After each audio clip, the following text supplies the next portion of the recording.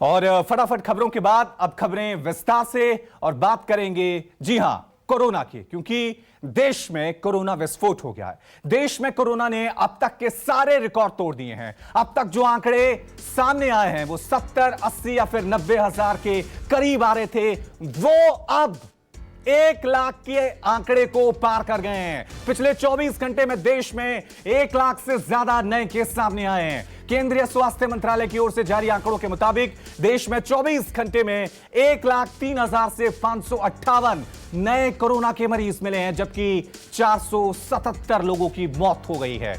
देश में कोरोना का ये अब तक का सबसे बड़ा आंकड़ा एक दिन में। इससे पहले 16 सितंबर को सबसे ज्यादा 97,860 मरीज मिले थे। आज के नए आंकड़ों के साथ ही देश में अब कोरोना से संक्रमित मरीजों की संख्या 1,25,89,067 पर पहुंच गई है, जिसमें से 1,65,101 लोगों की कोरोना ने जान भी ले ली है। जबकि देश में इस वक्त आपको बता दें 7,41,830 कोरोना मरीजों का इलाज भी चल रहा है। तो कोरोना की रफ्तार डराने वाली है।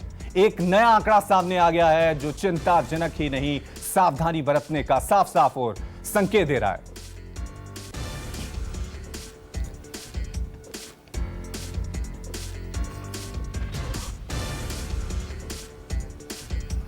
तो 1 लाख के पार नए केस सामने आ गए हैं। आंकड़ा लगातार बढ़ता ही जा रहा है। कोरोना की जो रफ्तार है वो हमेशा डराने वाली है। इस मुद्दे पर हम चर्चा करेंगे, क्योंकि अब एक दिन में 1 लाख का आंकड़ा पार हो गया है, जो रिकॉर्ड बन गया है भारत में। हम इस पर चर्चा करेंगे। हमारे साथ डॉक्टर डीके गुप्ता, सीएमडी हैं फेलिक्स हॉस्पिटल के, साथ में पल्लवी हमारी संवाददाता दिल्ली से हमारे साथ जुड़ेंगी, विनोद जगदाले बीएमसी ऑफिस मुंबई से हमारे साथ जुड़ेंगे, और इंद्रजीत मुंबई से हमारे साथ जुड़ेंगे। चर्चा इनसे करेंगे, लगातार एक एक अपडेट आप तक पहुंचाएंगे, क्योंकि अब कोरोना के खिलाफ जंग को और तेज करना होगा, क्योंकि यह रफ्तार डराने वाली है। देश में इस वक्त कोरोना का सबसे ज्यादा कोहराम महाराष्ट्र में मचा है। महाराष्ट्र में कल एक दिन में 57,074 नए केस सामने आए, जबकि 222 लोगों की मौत भी हुई है। कोरोना की बेकाबू रफ्तार पर ब्रेक लगाने के लिए महाराष्ट्र सरकार ने कई फैसले किए हैं। वो कौन कौन से फैसले हैं वो भी आपको बताना बहुत जरूरी है। कोरोना पर उद्धव कैबिनेट ने बड़ा फैसला लिया है। पूरे प्रदेश में वीकेंड लॉकडाउन का ऐलान कर दिया गया है, यानी शुक्रवार रात 8 बजे से सोमवार सुबह 7 बजे तक अब महाराष्ट्र में लॉकडाउन रहेगा। रात में सिर्फ जरूरी सेवाओं की इजाजत है। Pub, park, hotel, malls, theatre, park पूरी तरह से बंद का आदेश दे दिया गया है। होटल, रेस्टोरेंट में बैठकर खाने की अनुमति नहीं होगी। हालांकि होटल, रेस्टोरेंट से खाना पैक करवा कर ले जाने की इजाजत दी गई है, ये छूट दी गई है। वहीं पब्लिक ट्रांसपोर्ट में सिर्फ 50% लोगों की यात्रा को अनुमति मिली है। धार्मिक स्थल को भी लेकर सख्त नियम बनाए गए हैं। आज रात 8 बजे से ये नियम लागू कर दिए जाएंगे। तो ना सिर्फ महाराष्ट्र बल्कि बिहार समेत कई दूसरे राज्यों ने भी अपने यहां सख्ती बढ़ा दी है। बिहार में 12 अप्रैल तक स्कूल कॉलेज बंद करने का फैसला किया गया है, जबकि कर्नाटक में 9वीं तक के स्कूल बंद करने के आदेश दे दिए गए हैं।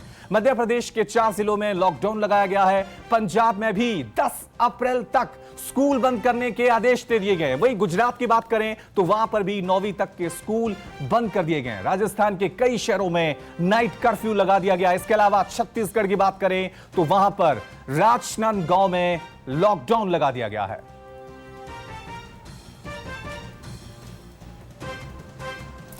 तो लगातार कोरोना की जो रफ्तार है वो बढ़ती ही जा रही है, और सबसे ज्यादा खतरा जो मंडरा रहा है वो महाराष्ट्र पर मंडरा रहा है। इसलिए आपको महाराष्ट्र से हमारे संवाददाता इंद्रजीत की एक रिपोर्ट दिखाते हैं।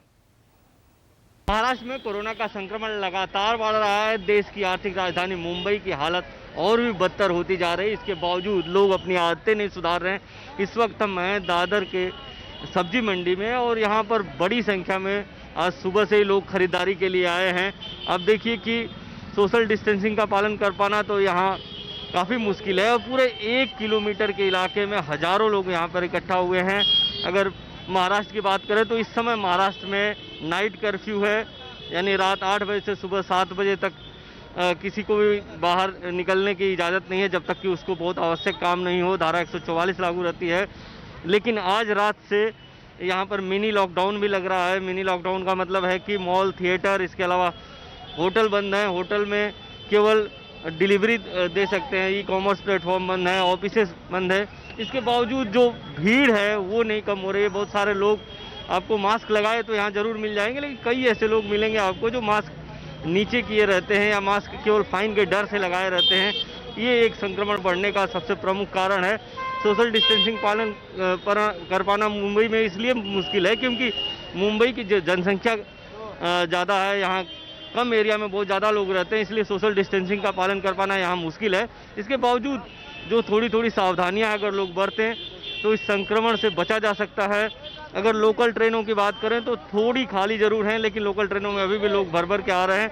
और देखिए यहाँ पर कई सारे ऐसे लोग हैं जिन्होंने मास्क केवल गले में लटकाया हुआ है या मास्क नाक के नीचे रखा हुआ है।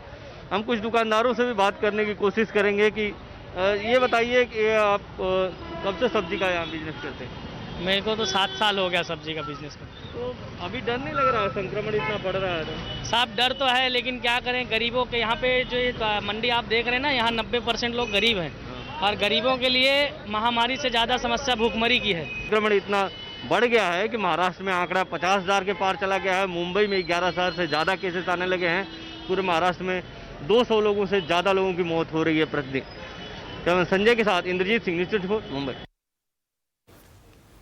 तो कोरोना की रफ्तार लगातार बढ़ती जा रही है। एक एक अपडेट हम आप तक पहुंचाएंगे मुंबई से, दिल्ली से, देश के अलग अलग राज्यों से, और साथ ही हमारे साथ एक्सपर्ट भी बने हुए हैं। सबसे पहले मैं रुक करूंगा हमारी संवाददाता पल्लवी का, जो दिल्ली से हमारे साथ बने हुए हैं। पल्लवी, जब देश में संपूर्ण लॉकडाउन लगाया गया था तो देश में सिर्फ 500 के करीब मामले थे। आज एक रिकॉर्ड बन गया है भारत में। एक दिन में 1 लाख से ज्यादा मामले सामने आए हैं। राज्य सरकारें कदम उठा रही हैं, लेकिन केंद्र सरकार कब जागेगी?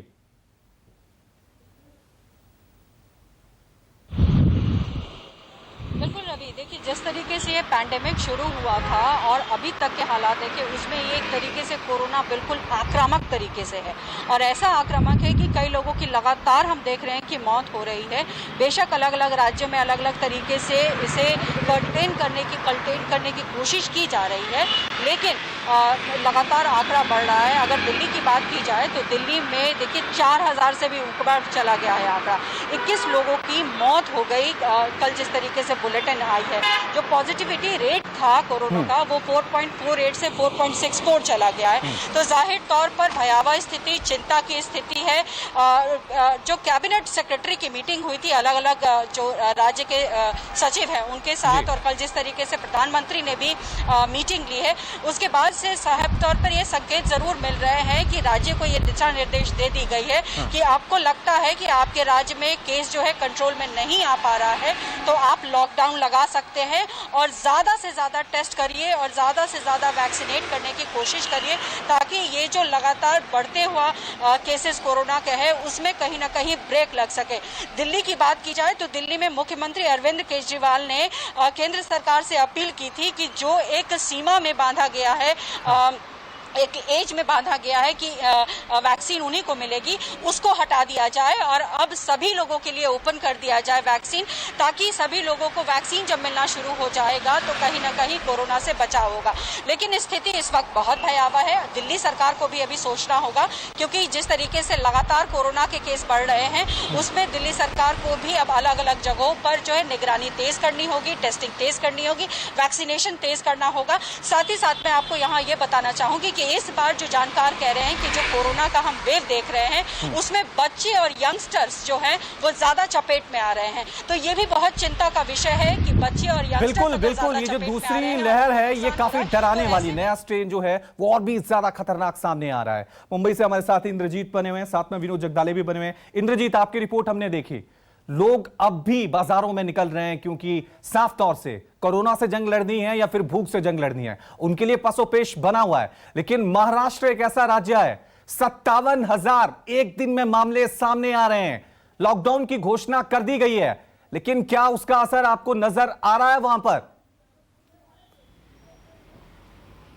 रवि, आज रात 8 बजे से यहाँ पर मिनी लॉकडाउन है, लेकिन इसका असर थोड़ा ज़रूर दिख रहा है क्योंकि ये पीक आवर है और पीक आवर में आप समझ सकते हैं कि मुंबई में कितनी बड़ी भीड़ होती है। तो रोड पे भीड़ आपको थोड़ी कम ज़रूर दिख रही है। जो गाड़ियाँ ज़रूर, गाड़ियों की आवाजाही है, लोग ऑफिसेज खुली हैं तो ऑफिसेज में लोग जा रहे हैं, लेकिन लोगों की भीड़ कम है और जो गाड़ियों में जा रहे हैं उनमें भी कम लोग जा रहे हैं। जैसे एक गाड़ी में 4 लोग बैठते थे तो 2 लोग 3 लोग इस तरह से जा रहे हैं। तो कुछ कम जरूर हुआ है, इसका असर कुछ जरूर दिखा है और कल से इसका असर ज़्यादा दिखेगा।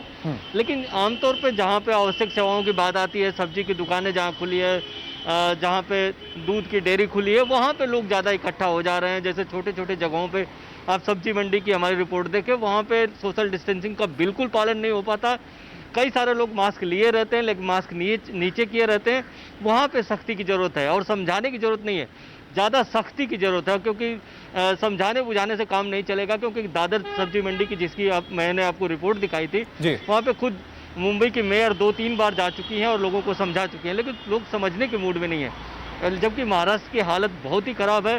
खासकर मुंबई की अगर स्थिति की बात करें तो इस समय मुंबई में जो डबलिंग रेट है कोरोना का वो 42 दिन का हो गया है। इसके अलावा जो रिकवरी रेट है वो काफ़ी घट गया है। मुंबई में ब्लड की कमी हो सकती है, ये अंदेशा जताया गया है। बहुत सारी दिक्कतें हैं, हॉस्पिटल 70% के करीब फुल हो चुके हैं। तो अब ये भी व्यवस्था देखनी पड़ेगी कि किन लोगों को हॉस्पिटल में एडमिट कराया जाए, किन को नहीं कराया जाए। बहुत सारी दिक्कतें हैं। ये जानकारी मैं विनोद से भी ले लेता हूं। विनोद, जिस तरह से इंद्रजीत जानकारी दे रहे हैं कि मुंबई में भी डराने वाले आंकड़े सामने आ रहे हैं, एक दिन में 11,000 से ज्यादा मामले, लेकिन जो सबसे ज्यादा डराने वाला आंकड़ा है कि वो मुंबई में ब्लड की कमी हो सकती है अगर स्थितियां भयावह हुई। इस पर मैं आपसे चर्चा करूंगा, लेकिन एक छोटा सा ब्रेक ले रहा हूं, फौरन हाजिर होऊंगा। देखते रहिए न्यूज़ 24। नमस्कार, मैं हूं मानक गुप्ता। अगर आपको हमारा ये वीडियो पसंद आया हो तो इसे लाइक और शेयर जरूर करें, और हां, हमें सब्सक्राइब और फॉलो करना ना भूलें ताकि आप देश और दुनिया की कोई खबर मिस ना करें। तो जुड़े रहिए हमारे साथ और देखते रहिए न्यूज़ 24।